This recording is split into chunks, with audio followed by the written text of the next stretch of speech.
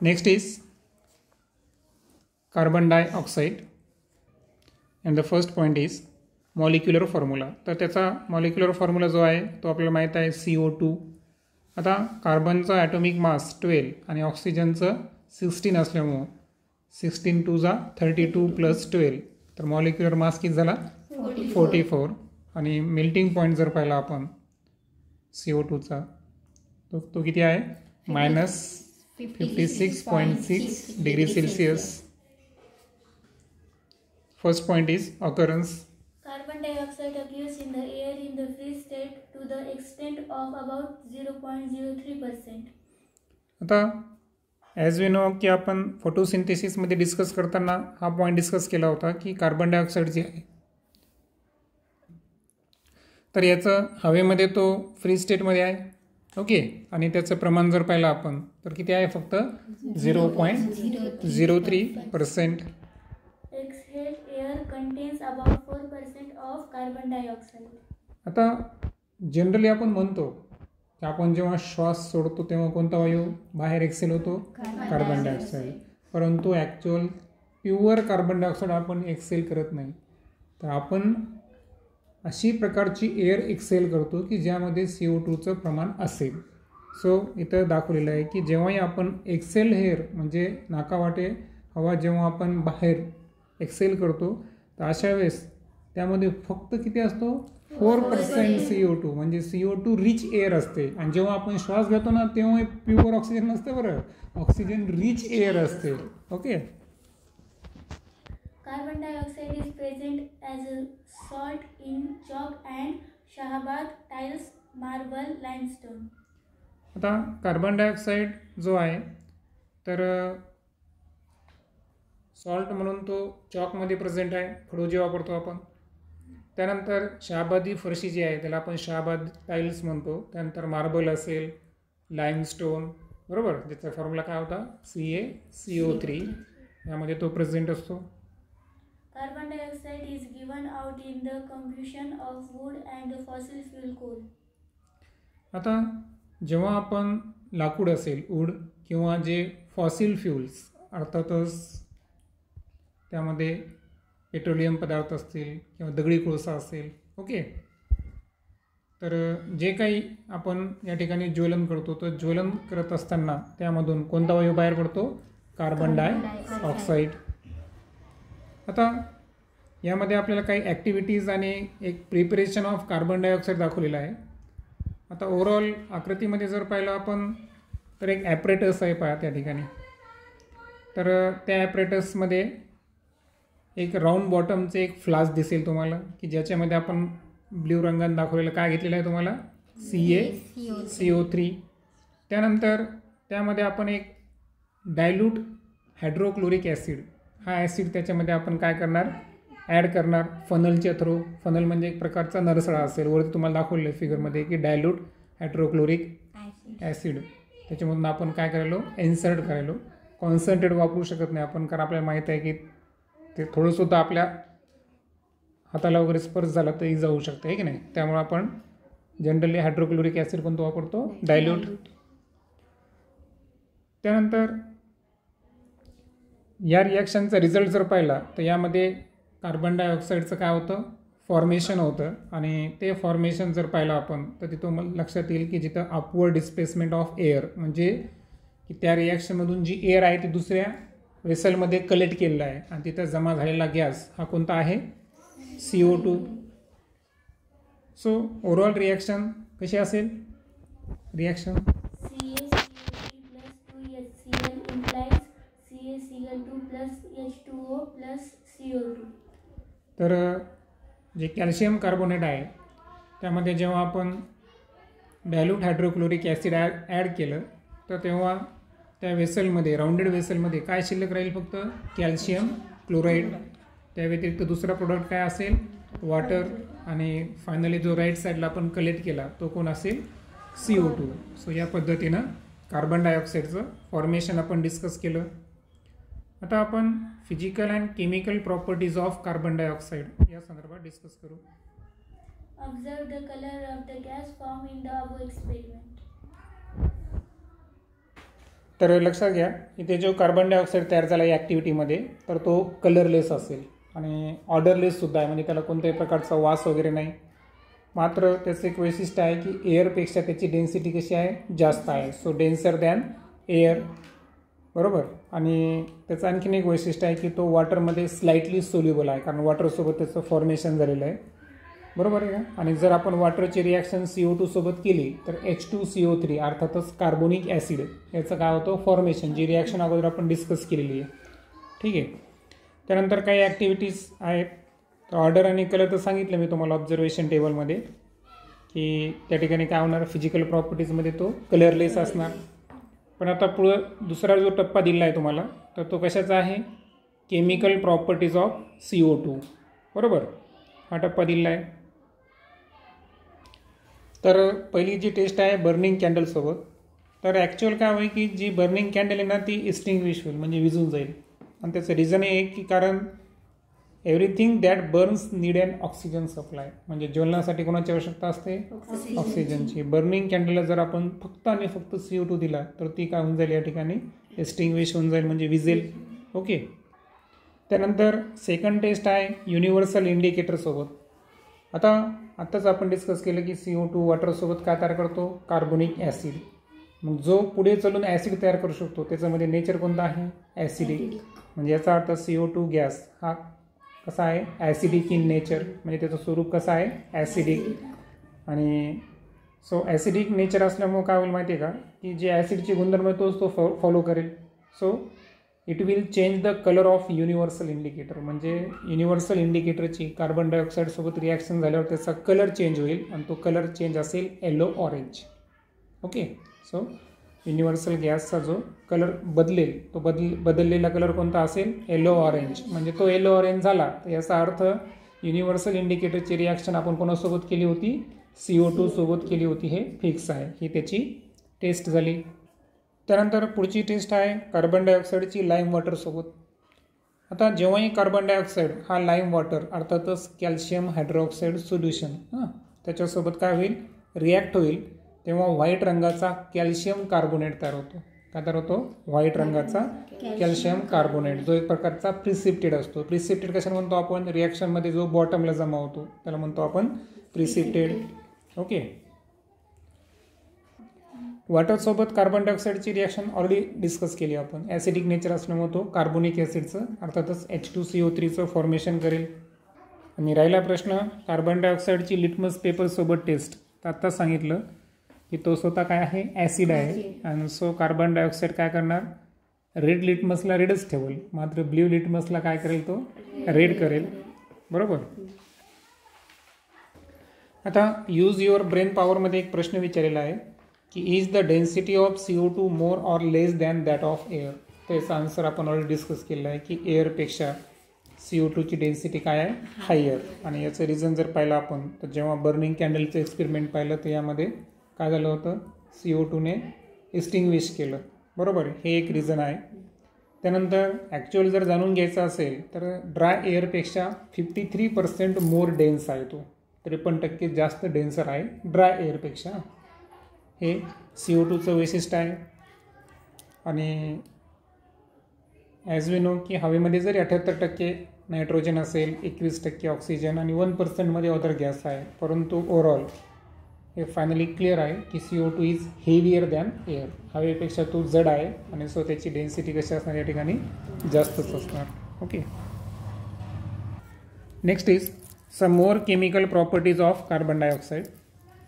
Sodium carbonate is formed when carbon dioxide is passed through an aqueous solution of sodium hydroxide. आता जेव्हाही आपण carbon डायऑक्साईडला sodium hydroxide अर्थातच NaOH याच्या सोल्युशनमधून, पण ते सोल्युशन कसं पाहिजे, ॲक्वियस. वॉटर ॲड असेल त्याला आपण ॲक्वियस म्हणतो. त्यामधून CO2 पास जर केला आपण तर अशा वेळेस कोणाचं फॉर्मेशन होतं, sodium carbonate, that is the washing soda. आणि सो त्याची केमिकल रिॲक्शन कशी असेल, 2NaOH plus CO2 implies Na2CO3 plus H2O. Okay. Next, Sodium bicarbonate is formed on passing carbon dioxide through an aqueous solution of sodium carbonate. त्यानंतर सेकंडमध्ये जर आपण sodium carbonate आहे त्याचे aqueous solution घेतलं आणि त्यामधून जर कार्बन डायऑक्साईड जर आपण ट्रान्सफर केला, पास केला, तर अशा वेळेस फॉर्मेशन होतं sodium bicarbonate, that is the baking soda, आणि ज्याचा फॉर्म्युला आहे NaHCO3. सो रिॲक्शन कशी असेल? Na2CO3 plus H2O plus CO2 implies 2NaHCO3. Okay. त्यानंतर एक प्रश्न दिला आहे, Write down the equation of the chemical reaction taking place between water and carbon dioxide in the above experiment. आता water आणि carbon dioxide यांच्यापासून कार्बोनिक ॲसिडचं फॉर्मेशन होते. आपण ऑलरेडी काय केलं आहे, डिस्कस केलं आहे. आणि सो जी रिॲक्शन असेल, पहिले रिॲक्टंट आहे आपला H2O. So H2O plus CO2. आता ही जी रिॲक्शन ना एका एन्झाईमच्या प्रेझेन्समध्ये होते, त्यांचं नाव आहे कार्बोनिक अनहायड्रेस. काय नाव आहे? Carbonic anhydrase. म्हणजे कोणतीही रिॲक्शन होण्यासाठी बरेचशा पद्धतीने पाहिलं आपण की कॅटलिस्ट किंवा एन्झाईमची आवश्यकता असते. तर याच्या प्रेझेन्समध्ये जी रिॲक्शन होईल तर अशा वेळेस फॉर्मेशन होतं H2CO3 आणि हा काय आहे? Carbonic acid. त्यानंतर second reaction. Write down the equation of the chemical reaction taking place on putting lime water in the gas jar of CO2. आता सेकंड रिॲक्शनमध्ये लाईम वॉटरची रिॲक्शन ही कोणासोबत आहे? कार्बन डायऑक्साईडसोबत आहे. लाईम वॉटर अर्थातच कॅल्शियम हायड्रॉक्साईड, ज्याचा formula आहे CaOH twice. आणि त्याची जी reaction आपण कार्बन डायऑक्साईड गॅससोबत जर केली तर जो फर्स्ट प्रोडक्ट तयार होतो तो असतो लाईम वॉटर, बरोबर. त्याला आपण कॅल्शियम कार्बोनेट म्हणू, दॅट इज द CaCO3 आणि प्लस बाय प्रोडक्ट असेल H2O. तर अशा पद्धतीची रिॲक्शन आहे. आणि ॲक्च्युली कार्बन डायऑक्साईडची टेस्ट आहे, कारण कार्बन डायऑक्साईड जर गॅस पास झाला तरच लाईम वॉटर काय झाला? मिल्की झाला. मिल्की झाला म्हणजे त्यानं कोणाचं फॉर्मेशन केलं? कॅल्शियम कार्बोनेटचं फॉर्मेशन केलेलं आहे. त्यानंतर uses of carbon dioxide. Carbon dioxide is used to make aerated. drinks. आता कोणतंही सोल्युशन हे दोन गोष्टीपासून बनतं, सोल्यूट आणि सॉल्वंट. रिॲक्शनमध्ये ज्याचं प्रमाण जास्त असतं त्याला आपण सॉल्वंट म्हणतो आणि ज्याचं प्रमाण कमी असतं त्याला आपण सोल्यूट म्हणतो जनरली, बरोबर. जसं की आपली माहिती आहे युनिव्हर्सल सॉल्वंट कोण आहे? वॉटर. मॅक्झिमम सोल्युशन तयार करण्याची क्षमता त्याच्यामध्ये आहे. आता एरेटेड ड्रिंक जे आहे ना, तर याच्यामध्ये सुद्धा सॉल्वंट वॉटरच असणार, मात्र सोल्यूट हा कोण असणार? Carbon dioxide. आणि त्याला आपण कार्बोनेटेड ड्रिंक किंवा त्याला आपण एरेटेड ड्रिंक्स म्हणतो. तर यामध्ये CO2चा वापर होतो. Next. Solid carbon dioxide is used in cold storage and also to keep milk and milk products and frozen substance cool during transport. आता सॉलिड कार्बन डायऑक्साईड जर पाहिलं ना आपण, तर ॲक्च्युअल याचा वापर कोल्ड स्टोरेजसाठी होतो. म्हणजे ज्या आपल्याला माहीत आहे की वस्तू अन्नपदार्थ टिकवण्यासाठी वेगवेगळ्या मेथड असतात, त्यातली एक मेथड म्हणजे काय? फ्रीजिंग करणं, बरोबर आहे का? तर त्या कोल्ड स्टोरेजसाठी पण कार्बन डायऑक्साईड कोणता पाहिजे? सॉलिड. मग सॉलिडचं आपण टेम्परेचर पाहिलं आहे किती आहे? -56 degree Celsius, near about melting point. लक्षात आलं ना तुम्हाला? म्हणजे सॉलिड म्हणजे का साधा नाही, तो खूप कमी टेम्परेचर आहे. आणि त्यामुळे मिल्क आणि मिल्क प्रोडक्ट्स जे आहेत ना, तर किंवा जे फ्रोझन सबस्टन्स आहे तर ते समजा ट्रान्सपोर्टिंग दरम्यान त्याला आपण जास्त वेळ टिकवू शकतो. जसं की आपल्या महाराष्ट्रामध्ये मिल्कचं प्रोडक्शन सर्वात जास्त कुठं आहे? नगर डिस्ट्रिक्टमध्ये. मग तिथलं मिल्क आपल्यापर्यंत येण्यापर्यंत नासून जाईल. मग अशा वेळेस त्या ठिकाणी कशाचा वापर करायचा? सॉलिड CO2चा वापर करायचा. It is also used for getting special effects of a mist in dramas and movies. आणि ड्रामा आणि मूवीमध्ये जर पाहिलं आपण तर जसं की एक मिस्ट साईड इफेक्ट म्हणजे धुक्यासारखं जर वातावरण तयार करायचं असेल, एक स्पेशल इफेक्ट म्हणतो आपण त्याला, तर त्यासाठी CO2चा वापर केला जातो. Carbon dioxide obtained by chemical reaction or kept under pressure is used in fire extinguishers. आता कधी पण कॉलेजेस किंवा शाळा यांच्या ठिकाणी तुम्ही एक सिलेंडर असतं बघा छोटं ठेवलं आग विझवण्यासाठी, फायर एक्सटिंग्विशर. त्याचे कंटेंट जर पाहिलं त्याच्यामध्ये कोण प्रेझेंट असतो? Carbon dioxide. So carbon dioxide जे आहे ना, तर हा एक विशिष्ट प्रकारच्या केमिकल रिॲक्शन किंवा प्रेशरच्या साहाय्यानं ऑब्टेन करून कशामध्ये यूज केला जातो, फायर एक्सटिंग्विशर म्हणजे आग विझवण्यासाठी सुद्धा त्याचा वापर होतो.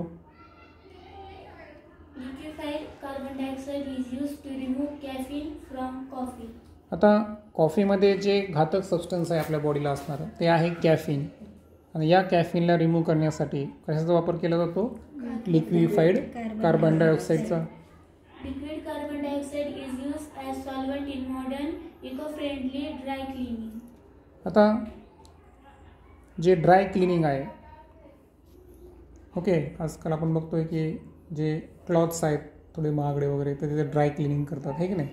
तर या ड्राय क्लिनिंग प्रोसेस जे आहेत ना, तर यामध्ये थोडंसं इको फ्रेंडली म्हणून ज्या सॉल्वंटचा आपण वापर करतो त्याचं मॅन्युफॅक्चरिंग करताना, तर त्यामध्ये लिक्विड कार्बन डायऑक्साईडचा मेजरली वापर होतो.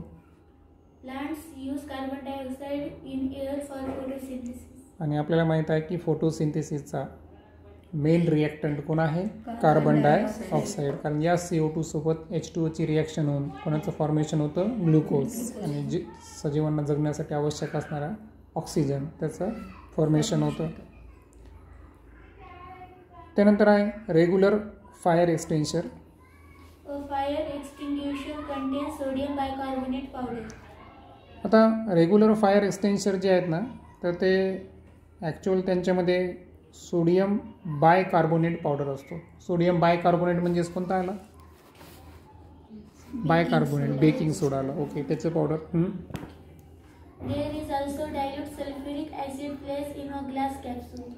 आणि त्याच्या आतमध्ये एक ग्लास कॅप्सूल पण असते, आणि या ग्लास कॅप्सूलच्या आतमध्ये एक ॲसिड प्रेझेंट आहे, तो आहे dilute sulphuric acid. The capsule breaks on pressing the knob. The sulfuric acid comes in contact with the sodium bicarbonate and the two react chemically to release carbon dioxide which comes out. आता वरती एक knob दाखवलेला बघा तुम्हाला चिमट्यासारखा, आहे की नाही. मग जेव्हा आपण तो नॉब प्रेस करू ना, तर काय होतं की ग्लास कॅप्सूलमध्ये प्रेझेंट असणारा डायल्यूट सल्फ्युरिक ॲसिडची रिॲक्शन फायर एक्सटिंग्विशरमध्ये प्रेझेंट असणाऱ्या सोडियम बायकार्बोनेट पावडरशी होईल, आणि या रिॲक्शनमध्ये कोण रिलीज होणार आहे, कार्बन डायऑक्साईड. म्हणजे नॉब प्रेस करणं म्हणजे एक पद्धतीची केमिकल रिॲक्शन, बरोबर. आपण सल्फ्युरिक ॲसिडला डायरेक्ट कोणाच्या संपर्कात आणलो, सोडियम बायकार्बोनेटच्या, आणि त्या ठिकाणी कोण रिलीज होणार, कार्बन डायऑक्साईड, आणि तो फायर एक्सटिंग्विशर म्हणून वापर होईल. ते तर आपण वरती पण डिस्कस केलं आहे. Carbon dioxide based fire extinguisher do not cause corrosion and are non-conductors of electricity. आता राईट साईडला तुम्हाला फिगर दाखवलेली आहे, internal structure of fire extinguisher. तर तुमच्या लक्षात येईल की जो निळ्या रंगाचा ब्लॉक आहे खालचा, तर त्या ठिकाणी काय असते, सोडियम बायकार्बोनेटची पावडर असते. त्यानंतर वरती येलो रंगाची कॅप्सूल दाखवलेली आहे की ज्याच्यामध्ये डायल्यूट सल्फ्युरिक ॲसिड प्रेझेंट आहे, आणि हा आहे वरती नॉब. नॉब जेव्हा प्रेस केला जाईल तर ॲसिड हा कार्बोनेटच्या, सोडियम बायकार्बोनेटच्या संपर्कात येईल आणि CO2 बाहेर पडेल. आता कार्बन डायऑक्साईडवर आधारित जे फायर एक्सटिंग्विशर असतात, तर याच्यामुळं काय होतं माहिती आहे का, की जिथं आग लागलेली आहे त्या वस्तूवर आपण CO2चा मारा केला त्याचं काय होत नाही, कोरिजन म्हणजे क्षरण होत नाही. तुम्हाला माहीत आहे बऱ्याच वेळेस वॉटरचा वापर केल्यावर काय होऊ शकतं, काही वस्तू गंजतात, पण इथं कोरिजन होत नाही. आणि दुसरी गोष्ट म्हणजे काय आहे की वॉटर जर वापरला तर तुम्हाला माहीत आहे की इलेक्ट्रिसिटी जर आग लागली म्हणजे तिथं करंटचा पण धोका असतो, आणि अशा वेळेस वॉटर जे आहे ते काय करेल, करंटला पास करेल ना, पण CO2 जो आहे तो इलेक्ट्रिसिटीचा काय आहे, नॉन कंडक्टर म्हणजे इन्सुलेटर आहे. म्हणजे याचा अर्थ जरी एखाद्या बिल्डिंगला आग लागली तिथं शॉर्ट सर्किटमुळे थोडं इलेक्ट्रिसिटीचा प्रॉब्लेम असेल, पण CO2नं जर आग विझवली तर वस्तूचं पण नुकसान नाही आणि इलेक्ट्रिसिटीसुद्धा पास होणार नाही. Therefore, these are used when electrical and electronic equipment catches fire. आणि म्हणून शॉर्ट सर्किट मी आता शब्द वापरला की नाही, तर इलेक्ट्रिकल आणि इलेक्ट्रॉनिक इक्विपमेंटला जर आग लागली असेल तर डेफिनेटली अशा वेळेस कशाचा वापर करायचा, CO2चा. Carbon dioxide based fire extinguishers are used to extinguish small scale fire. आता CO2 बेस जे फायर एक्सटिंग्विशर असतात ना, तर कमी प्रमाणात जर आग विझवायचं असेल तरच हे उपयोगी होतं. It is beyond their capacity to extinguish a big fire. आणि बिग फायरला कंट्रोल तो करू शकत नाही, कारण त्याच्या तो कॅपॅसिटीच्या बाहेरचा विषय आहे. In modern fire extinguishers, liquid and solid carbon dioxide is filled under pressure. मग हा प्रॉब्लेम दूर करण्यासाठी जे मॉडर्न फायर एक्सटिंग्विशर आहेत तर त्याच्यामध्ये आपण दोन्ही प्रकारचे CO2चं मिक्सिंग करतो, लिक्विड आणि सॉलिड. आणि यांना कशाच्या अंडरमध्ये असतात, ते under pressure. On reducing the pressure, it becomes gaseous and comes out forcefully through the horn-like hose pipe. आणि जसं की मी पाहिलं की आता सांगितलं की अंडर प्रेशर आहे ते, बरोबर आहे का? मग अंडर प्रेशर असल्यामुळे काय होतं की ऑन रिड्युसिंग द प्रेशर, मग एकदा का प्रेशर आपण रिमूव्ह केला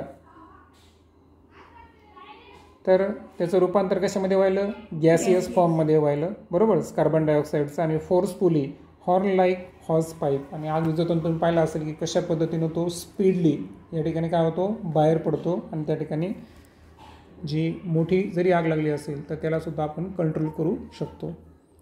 आता हे होत असताना आता आपण पाहिलं की त्या नॉबला प्रेस केल्यावर एक प्रकारची केमिकल रिॲक्शन झाली, बरोबर. ती रिॲक्शन कशी असेल, 2NaCO3 plus H2SO4 implies Na2SO4 plus 2H2O plus 2 carbon dioxide. पहिला रिॲक्टंट आहे सोडियम हायड्रोजन कार्बोनेट, त्याला दुसरं नाव आहे सोडियम हायड्रोजन कार्बोनेट, किंवा तुम्ही त्याला सोडियम बाय कार्बोनेट पण म्हणू शकता, काय अडचण नाही.